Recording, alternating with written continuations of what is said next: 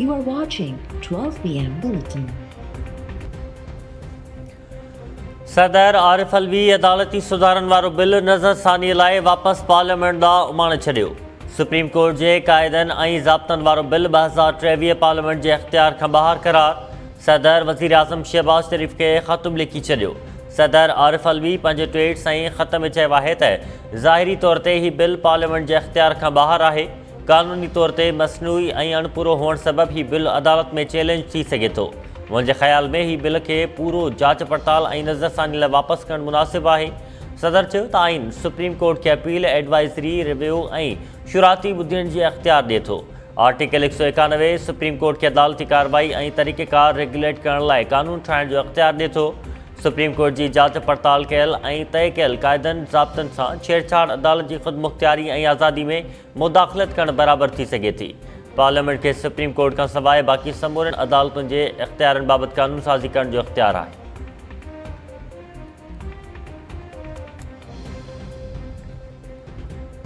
क़ौमी सलामती कमेटी पारां इंतहा पसंदी ऐं दहशतगर्दी खे मुंहुं ॾियण लाइ नओं जामे ऑपरेशन करण जी मंज़ूरी। दहशतगर्दी जे हाणोकी लहर TTP लाइ नरम पॉलिसी जो नतीजो करार। वज़ीर आज़म जी सदारत में कमेटी जो इजलास, आर्मी चीफ सुदो, हथियारबंद फोर्सिस जे सरबराहन ऐं वफ़ाक़ी वज़ीरनि जी शिरकत। वफ़ाक़ी वज़ीर ऐं चइनी सूबनि जा वॾा वज़ीर बि मौजूदु हुआ। इजलास बाबति जारी पतराई में चयो वियो त कमेटी दहशतगर्दी जी ताज़ी लहर खे TTP लाइ नरम रवैये ऐं गौर वीचार बिना ठाहियल पॉलिसी जो नतीजो करार ॾिनो आहे। दहशतगर्दनि खे बिना कंहिं रंड खे वापसि अचण जी न रुॻो इजाज़त ॾिनी वई, पर ख़तरनाक दहशतगर्दनि खे एतमाद साज़ी जे नाले ते जेलनि मां आज़ादु बि कयो वियो। आज़ादु थियल ख़तरनाक तरीन दहशतगर्दनि ऐं अफ़गानिस्तान में मौजूदु दहशतगर्द तंज़ीमुनि जी मदद सां मुल्क जो अमन अमान ख़राबु कयो वियो। नए जोश ऐं जज़्बे सां मुल्क खे दहशतगर्दनि खां पाक कयो वेंदो। दहशतगर्दी ख़िलाफ़ जामे ऑपरेशन में सियासी, सफ़ारतकारी, मुआशी ऐं समाजी सतह ते कोशिशूं बि शामिल हूंदियूं। इजलास में उन लाइ आला सतही कमेटी जोड़ी वई। उहा कमेटी ॿिनि हफ़्तनि में अमल दरामद बाबति तजवीज़ूं पेश कंदी।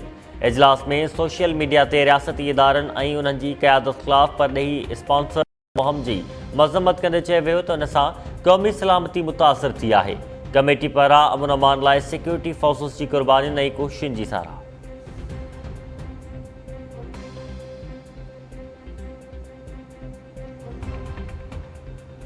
पंजाब ऐं KP इलेक्शन जो पाण मुरादो नोटिस 4/3 सां रद्द थियो। पाण मुरादे नोटिस जी कार्रवाई अदालत खे गैर ज़रूरी सियासी तकरारनि जे वर चाढ़े छॾियो। सुप्रीम कोर्ट पंहिंजे माज़ीअ मां सबक़ न सिखियो आहे।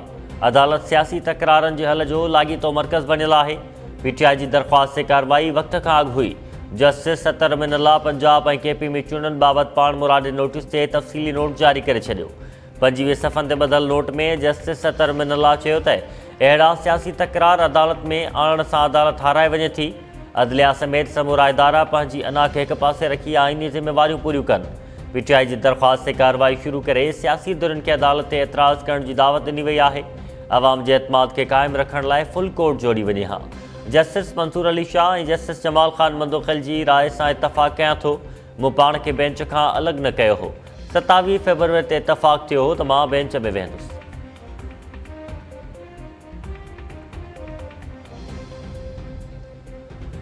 PTI सियासी हिकमत अमली तहत इस्तीफ़ाऊं ॾिनियूं। सियासी हिकमत अमली तहत सूबाई असेंबलियूं टोड़ण ते बि सवाल उथनि था। छा अहिड़ी हिकमत अमली आइन ऐं जमहूरियत सां मुताबिक़त रखे थी? छा उहा आइन जी भंजकड़ी न आहे? जस्टिस सतर अमीनुल्लाह जो पंहिंजे नोट में सवाल। जारी कयल तफ़सीली नोट में जस्टिस सतर अमीनुल्लाह चयो त छा अदालत खे अहिड़ी सियासी हिकमत अमली खे सगारो करण लाइ पंहिंजो फॉर्म इस्तेमालु करण जी इजाज़त ॾियणु घुरिजे? छा सुप्रीम कोर्ट खे गैर जमहूरी रवायतुनि खे हिमथाइण वारी अदालत न बणिजणु घुरिजे? ईअं करे अदलिया गैर इरादी तौर ते पार्लियामेंट खे कमज़ोर कंदी।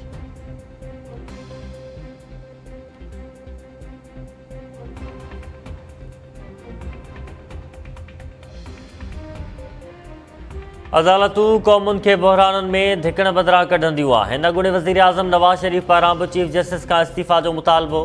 नवाज़ शरीफ़ पंहिंजे ट्वीट बयान में चयो आहे त चीफ जस्टिस न ॼाण कहिड़ा इख़्तियार इस्तेमालु कंदे अक्सरियती फ़ैसिले ते अक़लियती राय मड़ी आहे। हुन पंहिंजे मनसब ऐं आइन जी तौहीन कंदे PTI जे एजेंडा खे अॻिते वधायो। चीफ जस्टिस खे वधीक तबाही करण बदिरां खेसि तुर्त इस्तीफ़ा ॾियणु घुरिजे।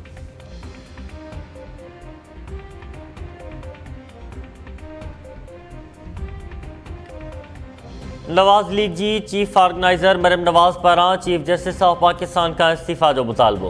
मरियम नवाज़ पंहिंजे ट्वीट बयान में चयो आहे त चीफ जस्टिस PTI जे हक़ में कानून ऐं आइन जी खुलियल नमूने बंदकड़ी कई। इख़्तियारनि जे ग़लति इस्तेमाल सां सुप्रीम कोर्ट में बग़ावत जहिड़ी सूरत पैदा थी वई आहे। बेदाग़ जजनि चीफ जस्टिस जी तर्ज़ अमल ते संगीन सवाल उथारिया आहिनि। चीफ जस्टिस खे घुर्जे त इस्तीफ़ा ॾेई छॾे।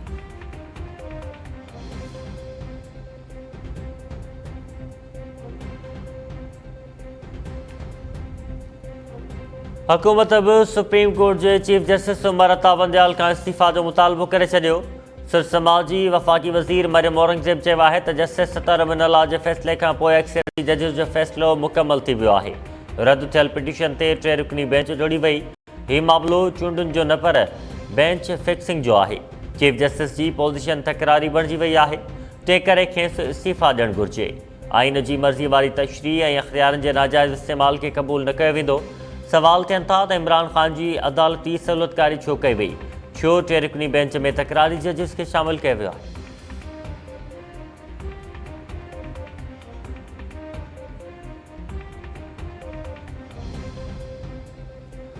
जस्टिस सतर अमीनुल्लाह बि पंहिंजे इख़्तिलाफ़ी नोट में 90 ॾींहनि अंदरि चूंडनि वारे असूल खे मञियो आहे। PTI अॻवान फवाद चौधरी चयो आहे त जस्टिस सतर अमीनुल्लाह चूंडनि बाबति लाहौर हाई कोर्ट जे फ़ैसिले जो बि हवालो ॾिनो।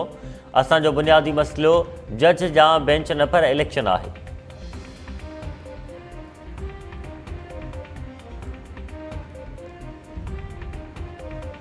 ऐं कंबर जे ॻोठ फतूहल ग्रामानी में जवाबदार शेर मोहम्मद चांडियो कारा इल्ज़ाम हेठि पिस्तल जा फायर करे 40 वरनि जी ज़ाल अनवर ख़ातून खे क़त्ल करे छॾियो। कोबो सईद ख़ान में बि सदर मक्सी पिस्तल जा फायर करे 18 वरनि जी धीउ आसमा खे क़त्ल करे छॾियो। वाक़िए 2 जवाबदार फ़रार थी।